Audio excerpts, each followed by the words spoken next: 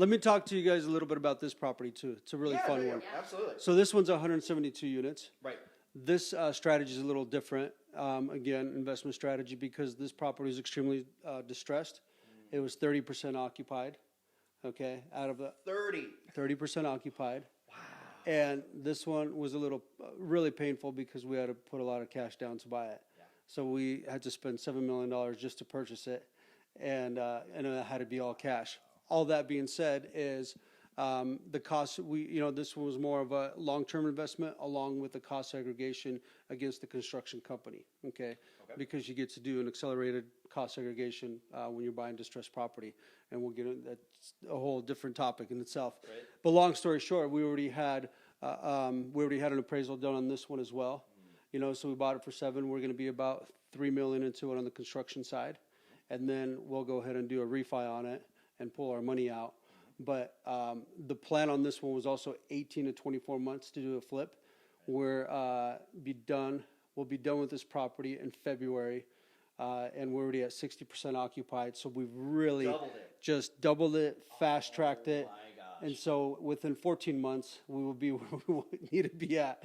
And so we'll literally cut our, goal in half almost. Okay, so, this is amazing, right? So when you think about, going from 30 to 60, in the middle of a pandemic where there's a renter's moratorium, you're a big dude, so, did you, come knocking on the door? How did you do that, right? We did have to knock on a few doors. We actually, it was 30% occupied, okay? But the good news is there was like the restrictions and stuff, but there's a lot of different ways and restrictions in working with people, and kind of like showing them the human side of it. But the whole point that I was really kind of getting to is about the investment strategy, okay, and just kind of going all in, and so once we had an appraisal done on it because we were already doing our homework to do our refi. And in the current condition, the appraisal came back at between 12 and 13 million. They're trying to quantify it, but at stabilized forecast, it's at 15 million already. Okay, so 15 million. So what did you start with? So we bought it for 7. You bought it for 7. Yes. Oh my gosh. Yeah. And it's not like you didn't just go in, flip it, and paint. You actually added a lot of value, right? And you gave that pride of ownership, and the tenants, they enjoy that too, right? So they have that pride of ownership. We're right now in one of the models, and we're going to be kind of walking around looking at the different properties. But what were some of those added value pieces and amenities that you added to the property? Huge. Everybody knew the property within the area that it's just kind of a bad property, ran really bad, bad management, cars broken in, all that other stuff, right? We came in, the first strategy was to clean it out, make it secure, make it safe, and we created a buzz by doing all the exterior buildings first. Yeah. We painted them. Something so simple, you won't believe it, Ron. Landscaping. Oh my gosh. How about just trimming your trees and cutting the grass? Right. When we came here day one, the grass was up to my knees. It was unbelievable. But it was cool, and so it created a buzz. And so it wasn't just paint. We did nice windows, screens, painted exterior, interior floors, updated HVAC systems, so does it look like the hood of hoods, where everybody's got a window AC. The other thing is we did a lot of cool little touches with the LED lighting, simple stuff. The other, like making sure your toilet flushes, right? That's great. Yeah. And then one of my favorite features, which cost us a lot, was granite countertops. Mm-hmm. We went into a D- property and took it up to a C+ by just granite countertops. Like the kitchens look phenomenal. It's kind of a kitchen you want to be at, which you would see in like an A class. Yep. So just little tweaks like that will go a long way. It costs a little more on the front end, but the longevity in that, it doesn't just look good.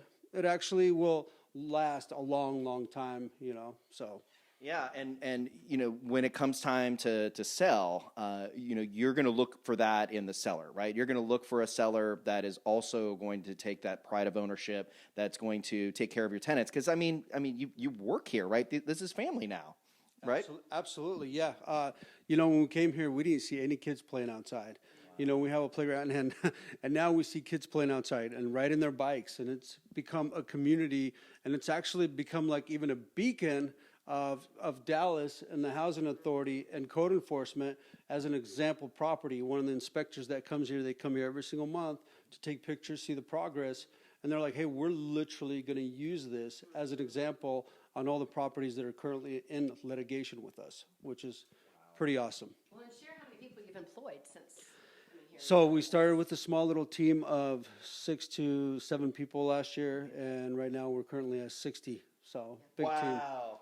But I love that from the standpoint, again, of moving here from California, and you've moved your brother here to work with you, you've moved other people here to work with you, and just, the economy of that and the opportunity for that has been really fun to see, how he's added the value that he's brought. So when people talk about people from California and worried about him coming to Texas, Nick's the kind of guy you want to come here.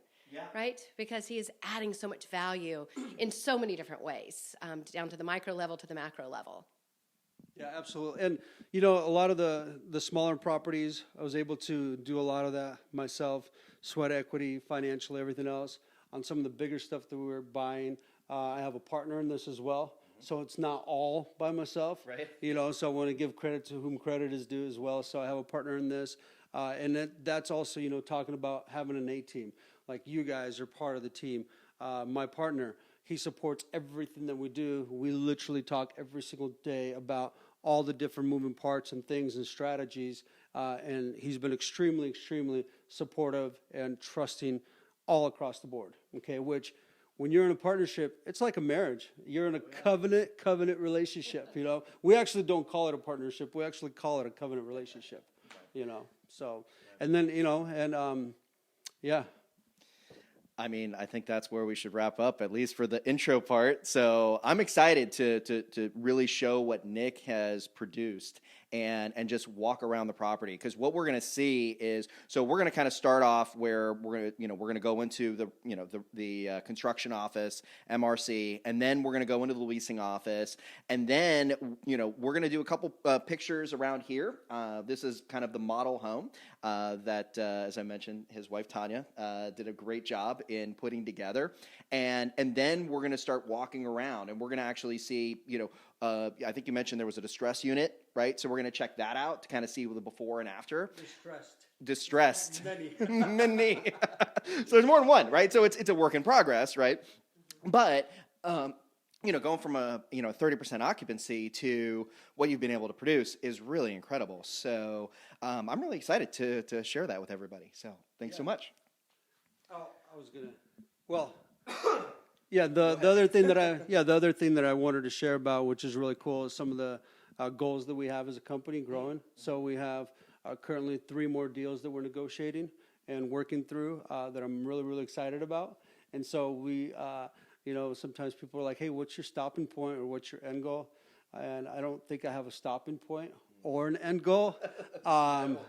I just have a 5-year plan for now. Right. And the 5-year plan is, 5,000 units in the next 5 years, along with, which is, you got to start somewhere, right? Sure. So along with our construction company has absolutely just been absolutely crushing it and been doing an amazing job. And we've been really pouring a lot of our efforts and energy and company culture and supporting the guys and building them up. And because we've already been peeling guys off from our own projects that we have and servicing other, multifamily CapEx, big property management companies as well, along with our restoration division and our construction company that's been just phenomenal and just taking names and kicking butt as well. So that's been fun. I mean, that's incredible. So, 200 to 5,000. And I mean, that's literally, you hear the term 10X, right? Mm-hmm. So that's all about, having that. And, once you get to a certain level where, you've got great credit, you've got the income, you've got the assets,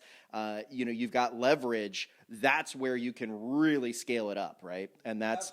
Absolutely. I mean, once you lay the foundation, right? It's like, how do you build a house, right? You lay the foundation. You have the team in place. You have amazing, people all in the right places. And then it just starts really picking up steam and a big snowball effect starts taking place. And so that's just the best part of it.